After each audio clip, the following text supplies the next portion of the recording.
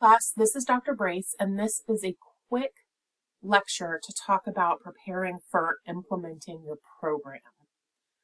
So you need to consider, when planning for implementation, the resources that you'll need, the location, how you'll communicate about the program, etc.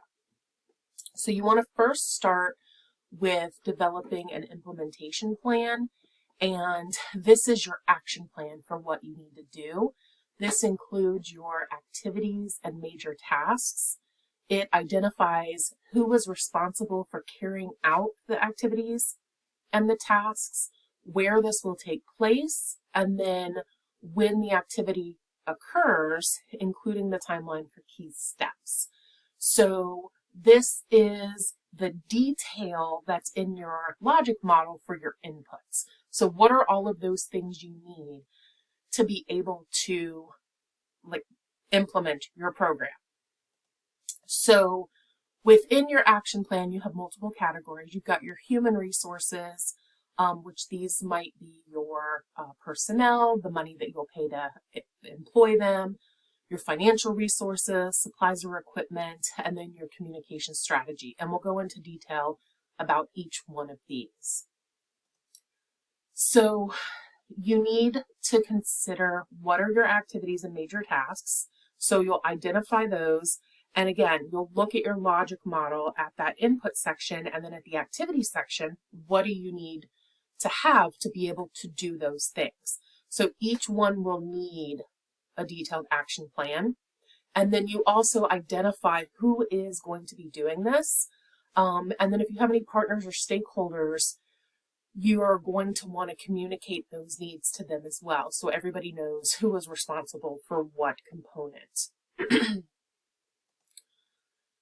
You want to think about space. So where are you going to deliver this? Is this a health education curriculum that's going to be delivered in a community setting? Will you be doing this in a school and you have a classroom that you can use? Is this going to be in a church or a work site? So whoever your priority population is, it should be a site that's accessible to them and convenient to them. You don't want to make people come to a place on the other side of town where there could be a community center in their neighborhood. If there is a fee to use the space, this would either need to be included in your budget, or you might need to find other ways to cover the cost, like cost sharing with the host site, where they give you the site as part of their contribution to the program. You'll need a timeline or your planning timetable that indicates what you need to do and when you need to do it. And then it allows you to make sure that you're on track, that tasks are being completed on time, and that they are indeed done. So a timeline is important for that. Consider your financial resources. So where is your funding coming from? The amount of money that you have access to is going to determine how large your program can be, how many participants can be there, how many sessions you can have.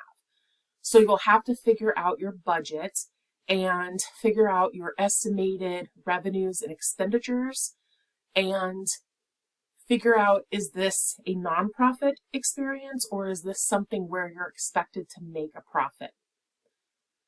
You'll include your direct costs, so those that are directly expended on a service or product, and then your indirect costs, which are indirectly expended on a service or projects. You also need to include a budget narrative where you would describe each section of the budget. So you would describe your income, your expenses, what are the direct costs, what are your indirect costs, in a verbal way or a narrative way. This is an example from the text, which shows a budget, and it's showing you, you've got your revenue where money is coming in, you've got your expenditures where money is going out. So you've got your direct costs where you've got your personnel costs, your supplies, and then you've got your indirect costs where it's like your office space, your support, things like that. And you essentially keep track of each one of these items. Depending on what your program is, you might have additional categories. And then you are ensure that you are not exceeding the amount of money that you have access to. When you are thinking of your sources of funding, you could have money coming from participant fees. So if you're delivering a curriculum, you might charge the participants a small fee or an income-based fee, a sliding scale. You could have a third party pay for the services.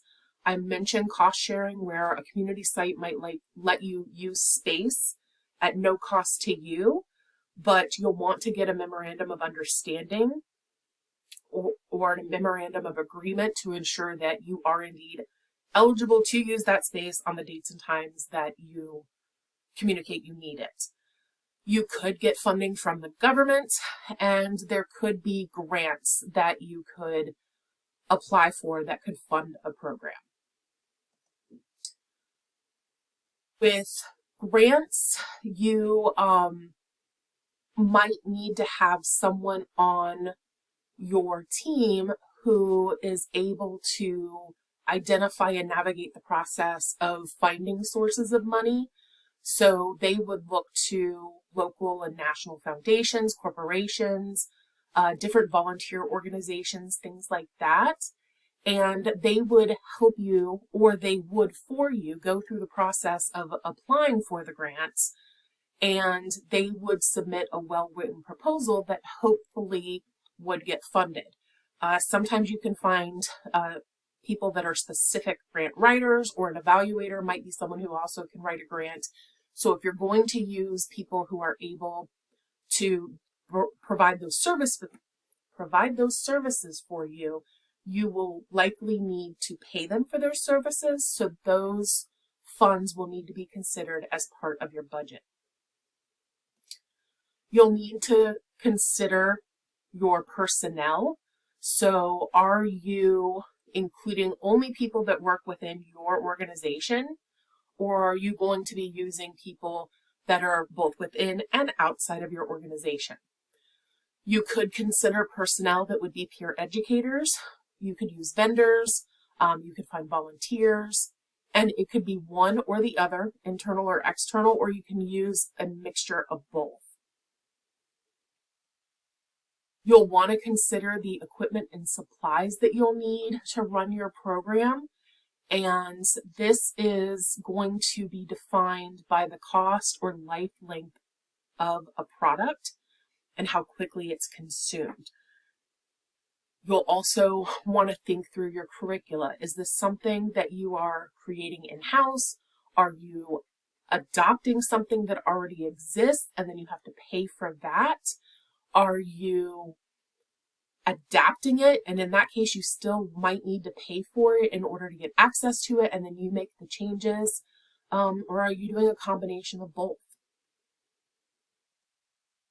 And then you'll need to think about how you're going to promote the program in order to get your participants, and how are you going to pay to communicate about this program. So you'll consider your channels, like whether or not you're doing print media, you're advertising on television. All of those have a cost associated with them. And you'll want to make those decisions based on where your priority population would get their information from. So is social media a good place? Is that a form or a channel that your priority population would use? Or is a newspaper ad something that would work for who your target audience is? You'll want to consider the primary purpose of that communication, your message that you're going to convey, and then when's the best time to share the messaging. And then part of your program is also those communication materials that you're going to use when delivering your program. So if you have to create any sort of print media, a take-home sheet, a flyer or a brochure, those fees would have to be considered with the development of those and printing them and so forth. So when you're developing the implementation plan, you've got to think through from start to finish what you'll need for that program, and you'll need to develop a plan and a timeline to be able to implement this program. You'll look at who is responsible, where you're going to host the program, what are your financial and human resources, any supplies you need, and then how you're going to recruit into the program. So this is a brief overview of developing your implementation plan and thinking through the things you need.